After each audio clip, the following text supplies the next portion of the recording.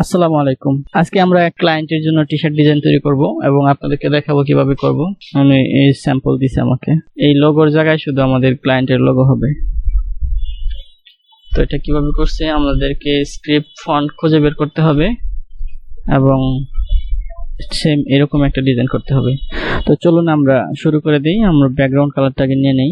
Background colour হবে কালো। তো রেক্টেঙ্গুলার টুলে ডাবল ক্লিক করে আমরা এই শেপটা নিয়ে নেব 4500 পিক্সেল এবং 5400 পিক্সেল। এটা অ্যালাইন করে নেব, অ্যারেঞ্জ করে সেন্ড টু ব্যাক এবং কন্ট্রোল 2 দিয়ে লক করে রাখবো। লেখাটাকে আমরা এখানে নিয়ে আসবো, অ্যারেঞ্জ করে, ওইটা অলরেডি ফন্টেই আছে, আমরা এটাকে সাদা করে দিব এবং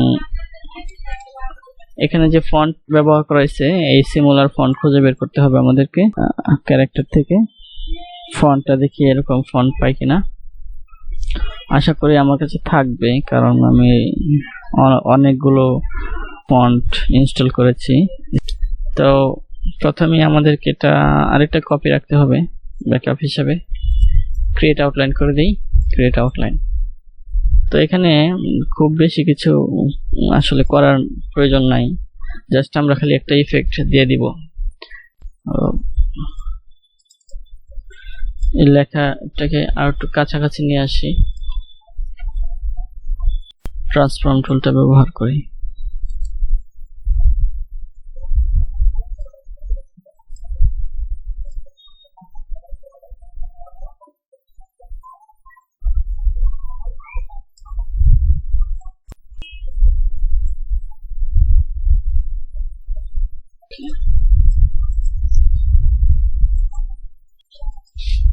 আচ্ছা, এটাকে আমি আর একটা কপি রাখি, এখানে একটা কপি রাখি এবং এটাকে গ্রুপ করে দেই কন্ট্রোল জি দিয়ে।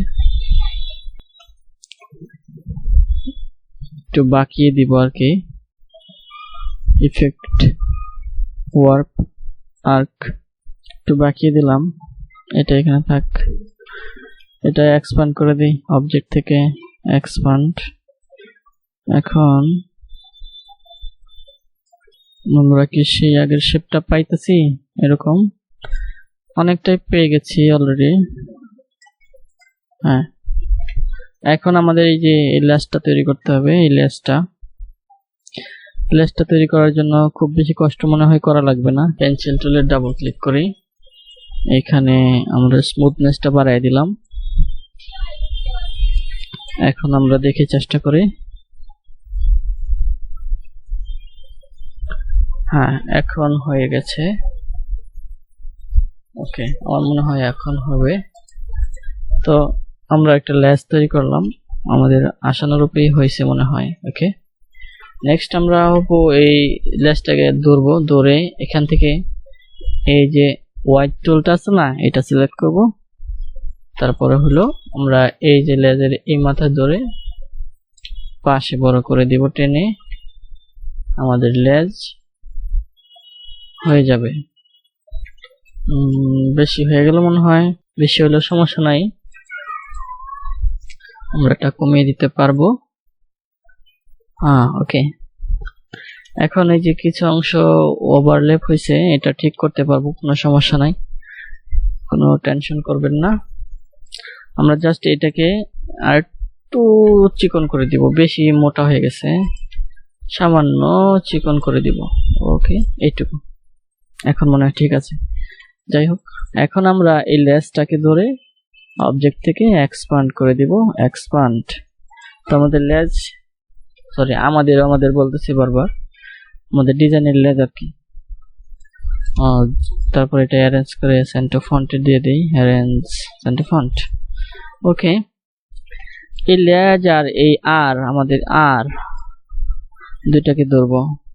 আগে আমরা একটু আনগ্রুপ করে দিই, আনগ্রুপ আর, এবং আমাদের লেজকে ধরবো, ধরে আবার ওই শেপ বিল্ডার টুলটা ব্যবহার করব। এখানে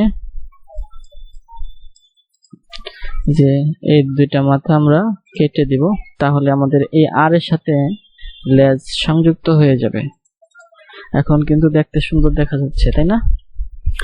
যাই হোক, এখন আমরা দেখেন কিছু কিছু অক্ষর আমাদের এই লেজের উপরে চলে আসার কারণে এই অক্ষরগুলো ভালোভাবে বোঝা যাচ্ছে না, তাই না? আমরা এই অক্ষরগুলোকে ধরবো, এই যে এই তিনটা অক্ষরকে আমরা অফসেট পাথ দিব। অবজেক্ট থেকে আমরা পাথ সিলেক্ট করব, তারপর এখান থেকে অফসেট পাথ।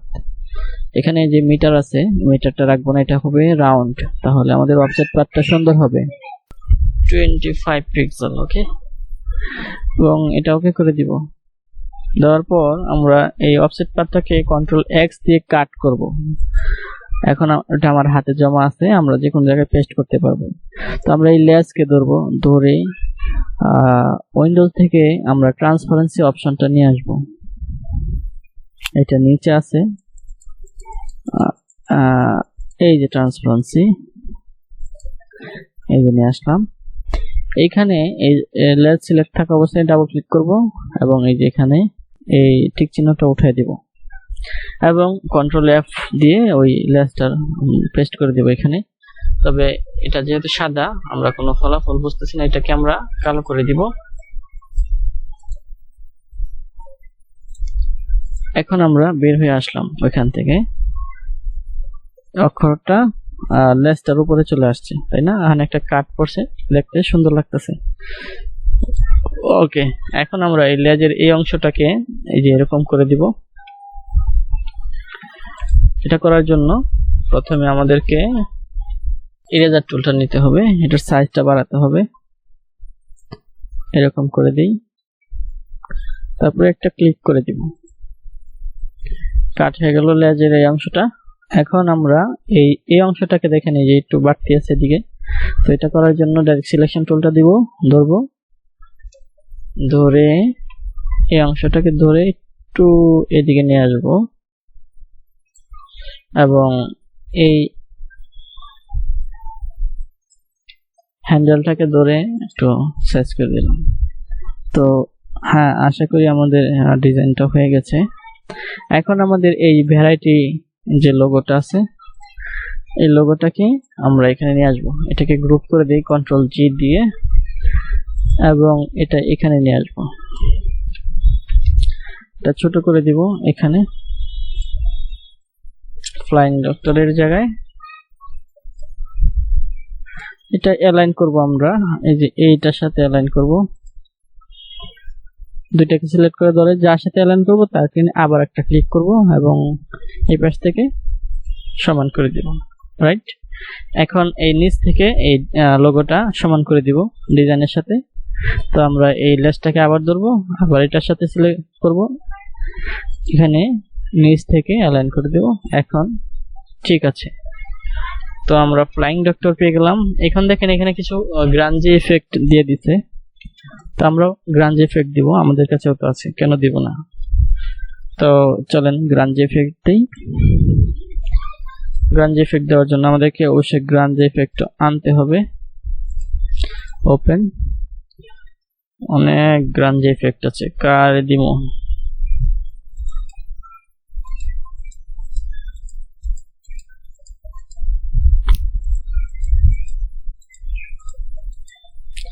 এই একটা গ্রাঞ্জি ইফেক্ট, এটা দেওয়া যায়।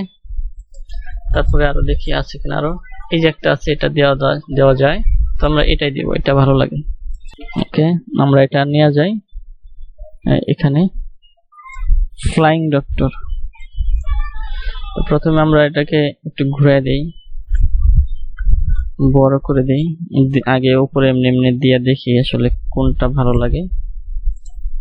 গ্রাঞ্জি ইফেক্টটা কিভাবে দিতে হয় আপনারা নিশ্চয়ই জানেন, যারা ট্রান্সপারেন্সি টুলের ব্যবহারটা আপনারা জানেন। যারা না জানেন তাদেরকে আবার একটু দেখায় দেই। প্রথমে এটাকে একেবারে ফুলফিল কালো করে দেব, একদম কালো, এবং এটার উপরে দিয়ে দেখবো আসলে কোন জায়গায় দিলে সবচেয়ে সুন্দর দেখা যায়। তারপর আমরা এখানে যেহেতু লোগোটার উপরে দিতে চাচ্ছি না, কারণ লোগোটা এমনিতেই ছোট। ওকে, তারপর আমরা এই গ্রাঞ্জি ইফেক্টটা কেটে দিব কন্ট্রোল এক্স দিয়ে।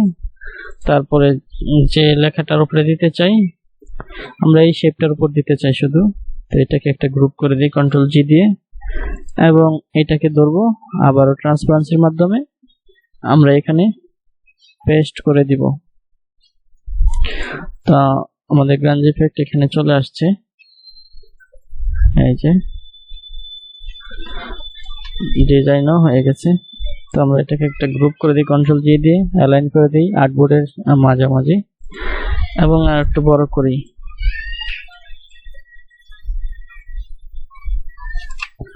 ওকে, তো আমাদের ফ্লাইং ডক্টর ডিজাইন শেষ। আশা করছি এই সিম্পল ডিজাইনটি আপনারা পছন্দ করবেন, ভালো লেগেছে। এছাড়াও ফটোশপে কিছু টিউটোরিয়াল আসতেছে, আমাদের সাথে থাকুন। তো আমি এটা সেভ করে রাখি, ফ্লাইং ডক্টর, কন্ট্রোল সি দিয়ে কপি করে কন্ট্রোল এস আমাদের ফাইলে। যদি বুঝে থাকেন একটা লাইক করে দিবেন এবং আমাদের চ্যানেলের সাথে থাকুন নতুন নতুন ভিডিও পাওয়ার জন্য। ধন্যবাদ, আসসালামু আলাইকুম।